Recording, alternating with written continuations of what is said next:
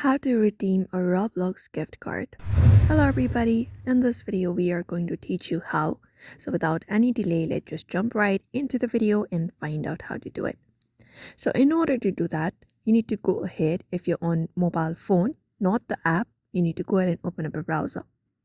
So head over to any of the browser, and in the search bar you need to type in roblox.com/redeem. Just go ahead and type in that. And when you go ahead and type in that, you will be finding an interface right here which says redeem Roblox codes. So here, all you gotta do is enter up your gift card number here or promo code below in this code section, this one right here. Tap on it, and after that, all you gotta do is enter up the code. Once that is done, you can just go ahead and tap on redeem, and it will basically agree your terms and conditions, including the activation clause and the gift card terms and conditions, and acknowledge your privacy policy. So that is it for now. You may follow up this method if you want to redeem your Roblox gift card codes very easily.